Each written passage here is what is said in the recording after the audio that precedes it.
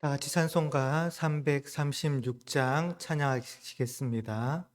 찬송가 336장입니다. 환난과 핍박 중에도 찬송가 336장 찬양하겠습니다.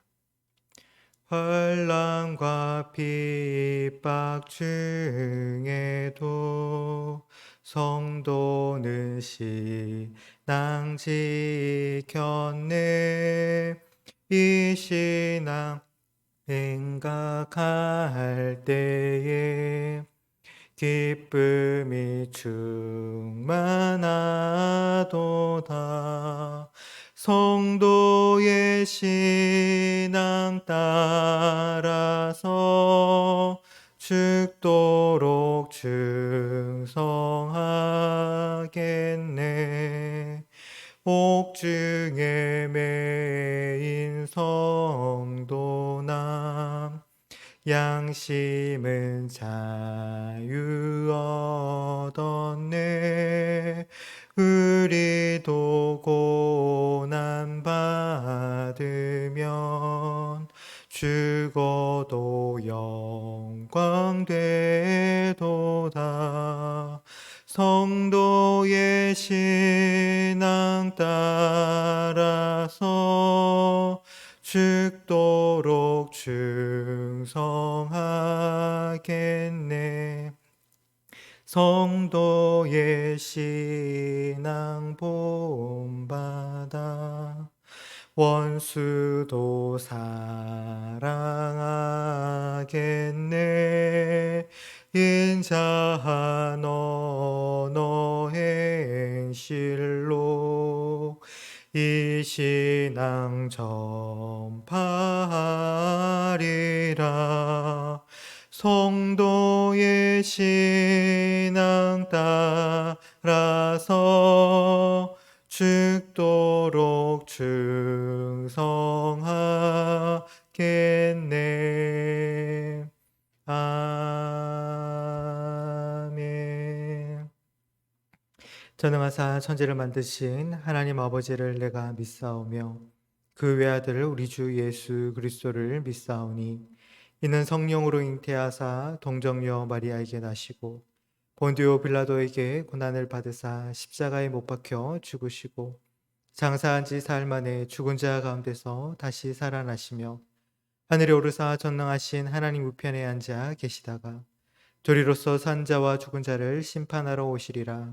성령을 믿사오며 거룩한 공예와 성도가 서로 교통하는 곳과 죄를 사하여 주시는 곳과 몸이 다시 사는 곳과 영원히 사는 것을 믿사옵나이다. 아멘.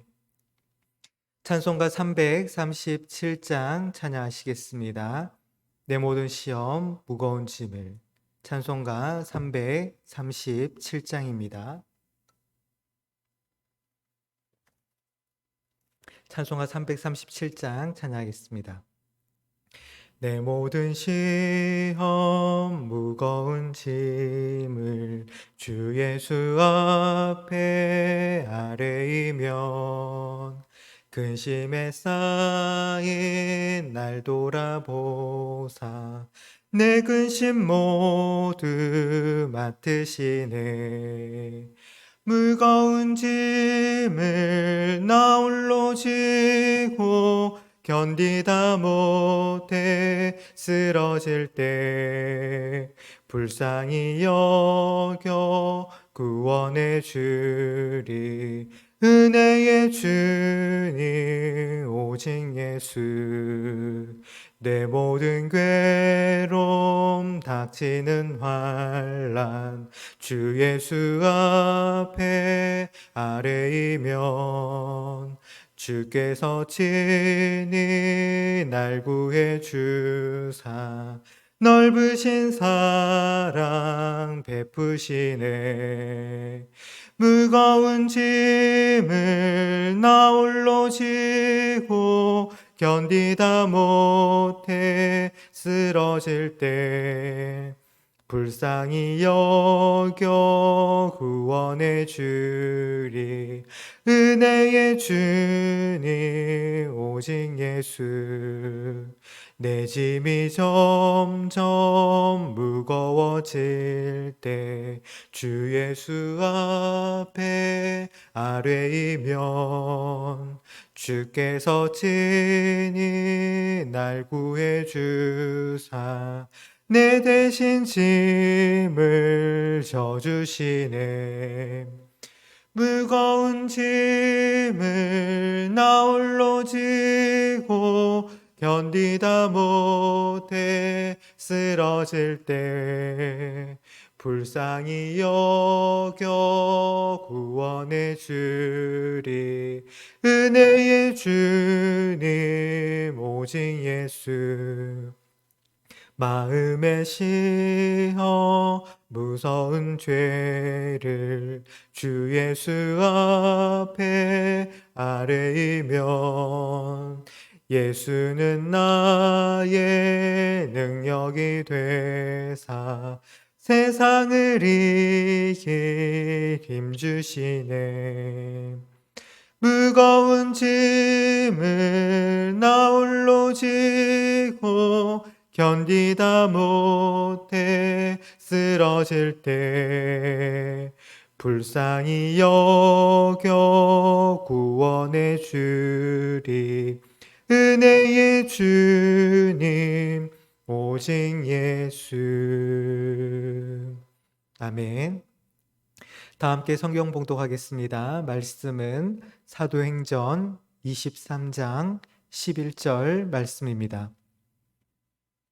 신약성경 229페이지, 제가 가진 성경 신약 229페이지입니다. 사도행전 23장 11절 말씀, 사도행전 23장 11절 말씀을 제가 봉독하겠습니다. 그날 밤에 주께서 바울 곁에 서서 이르시되 담대하라. 내가 예루살렘에서 나의 일을 증언한 것 같이 로마에서도 증언하여야 하리라 하시니라. 아멘. 성도 여러분, 추석 연휴 잘 보내셨습니까? 오늘 우리에게 이 새벽 허락하여 주시는 이 말씀을 통해서 남은 한 주간도 모두 승리하실 수 있으시기를 주님의 이름으로 간절히 소망합니다.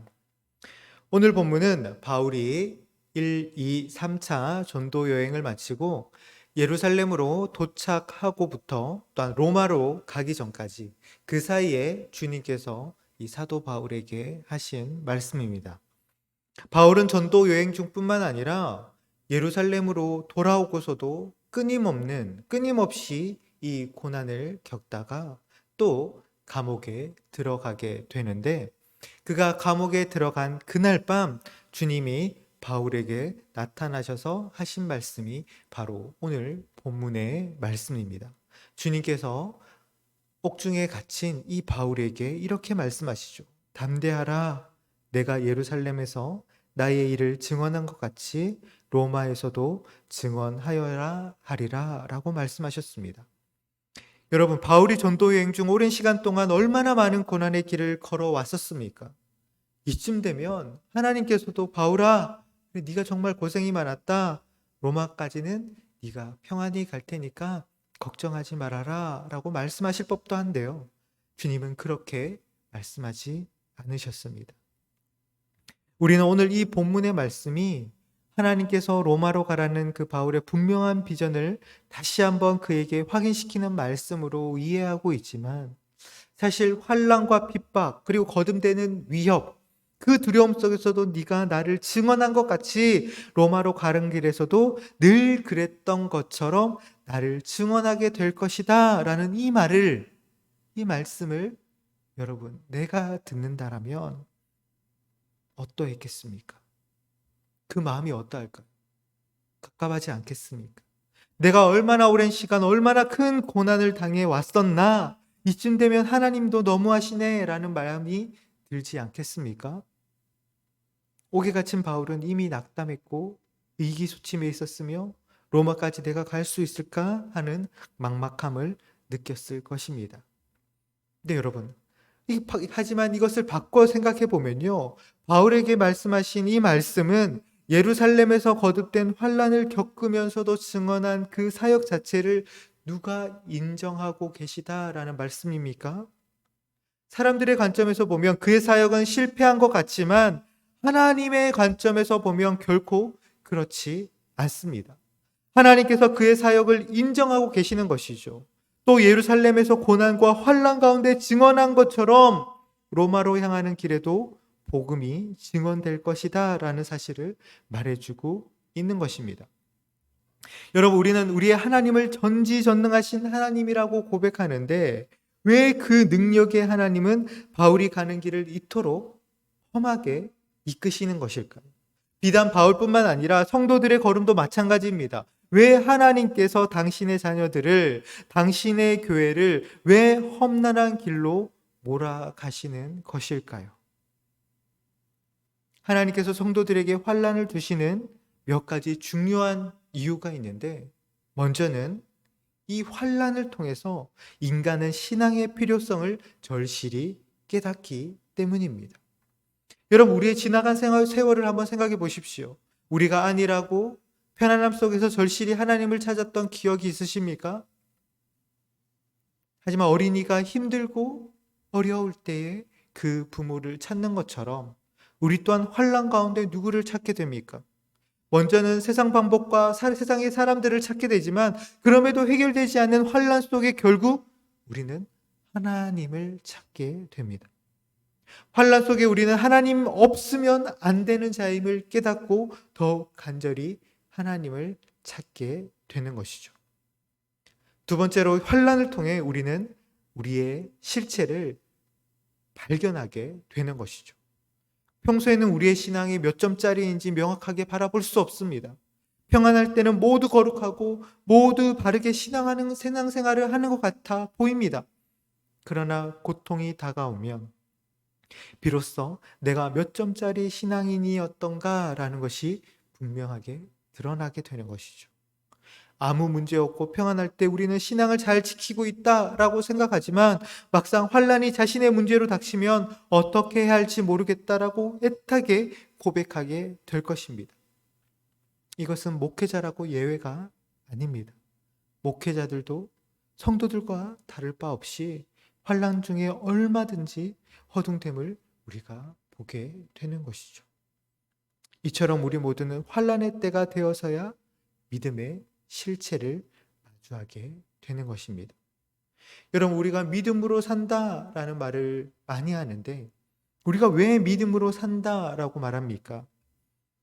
믿음이 좋아야 우리가 하는 기도가 잘 응답받기 때문입니까?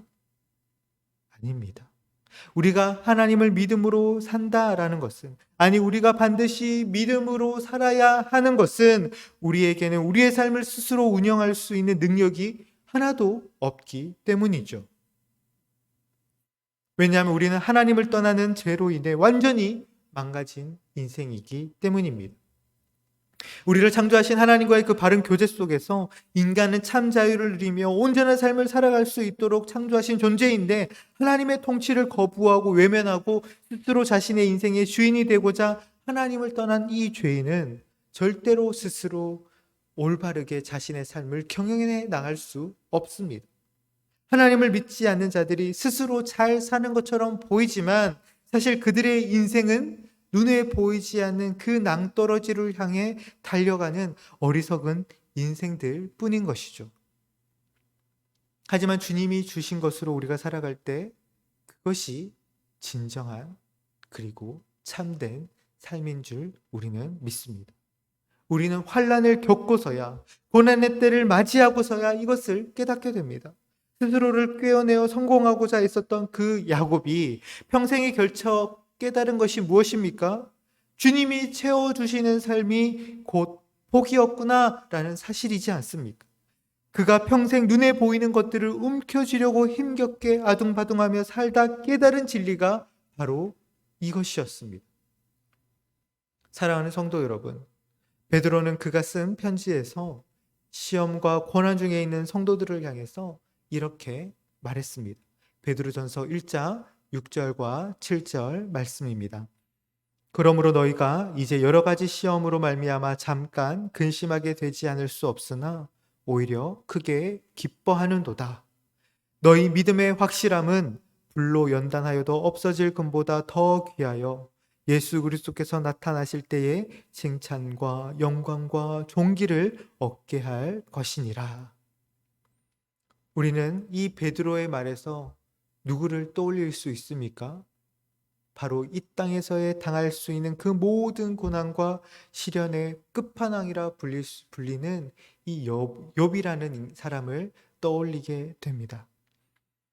여러분, 우리는 욥기를 통해서 그에게 얼마나 큰 환난이 찾아왔었는가라는 것을 잘 알고 있습니다.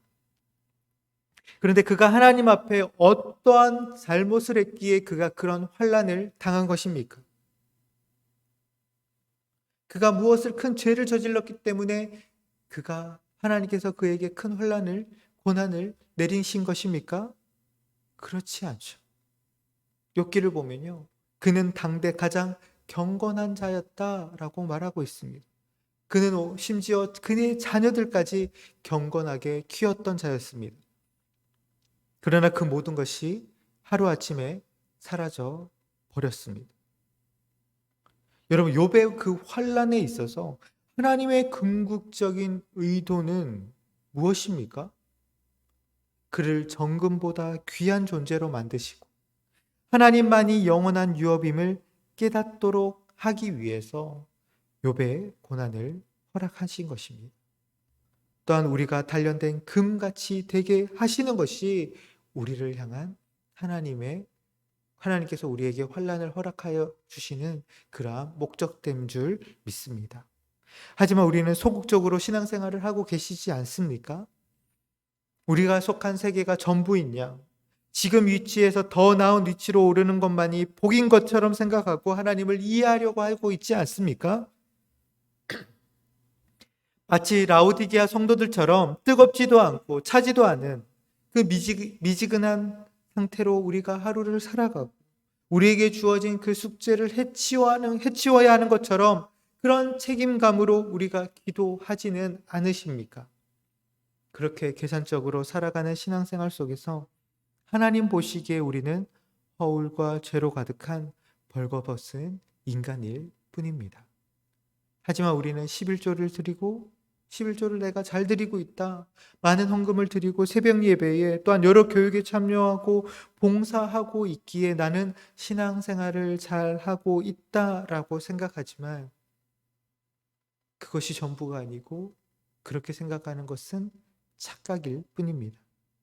우리는 거기에서만 머물러 있어서는 안 된다는 것이죠. 주님이 원하시는 것은 그것을 뛰어넘는 믿음입니다. 방금 말한 것들이 아무 의미 없고 필요 없다라는 것이 아니라 더 높고 더 깊은 것들이 준비되어 있어야 하고 그것을 넘어설 때 주님 앞에 정금보다 귀한 존재로 변한다라는 뜻입니다. 바울이 예루살렘에서 환난을 겪으며 복음을 증언한 것 같이 로마에 가서도 그럴 것이라고 하신 것은 바로 이 때문입니다. 복음 이외의 것, 하나님으로부터 멀어지게 하는 것이 함께 로마로 가서는 안 되기 때문이죠. 복음의 정금만이 바울을 통해 증언되어야 합니다. 그러려면 바울은 옥에 갇히는 일뿐만 아니라 수많은 연단을 겪을 수밖에 없습니다. 바울은 이 사실을 알고 있었기에 환난 중에도 로마를 향해 끝까지 나아가 그의 사명을 다하는 삶을 살아갔던 것입니다.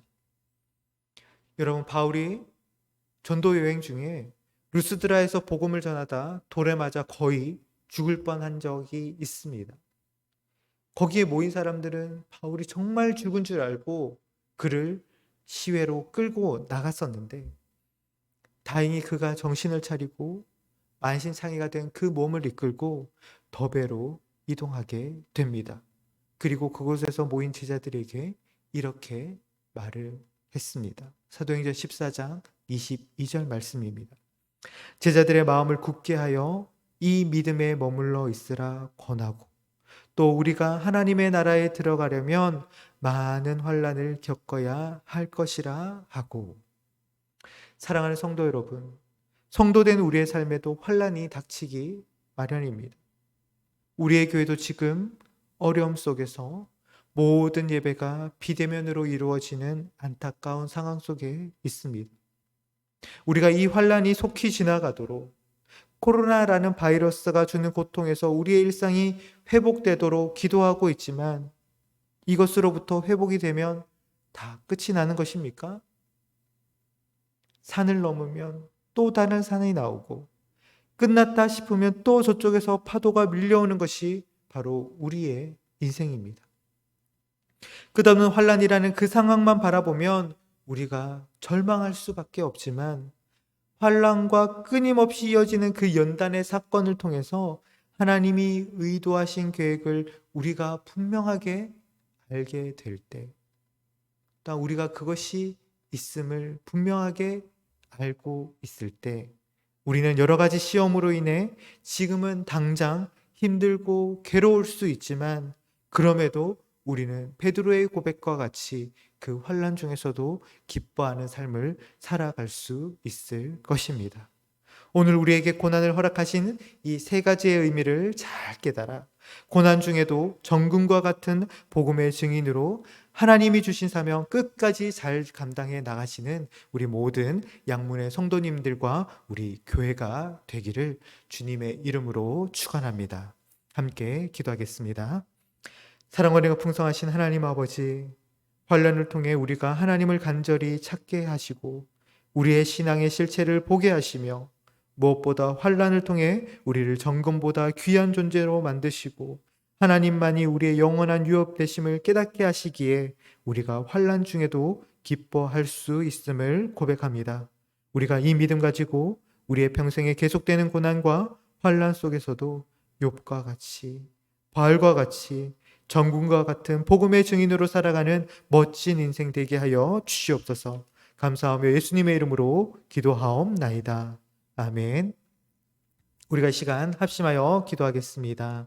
먼저 우리의 주신 말씀을 생각하며 기도하실 때, 하나님께서 성도들에게 환난을 주시는 중요한 이유는 환난을 통해 신앙의 필요성을 우리가 절실히 깨닫게 되어지고 자신의 신앙의 실체를 발견하게 되며, 나를 정금보다 귀한 존재로 만드시고 하나님만이 영원한 유업되심을 깨닫도록 하기 위함임을 우리가 이 시간 기억하길 소망합니다.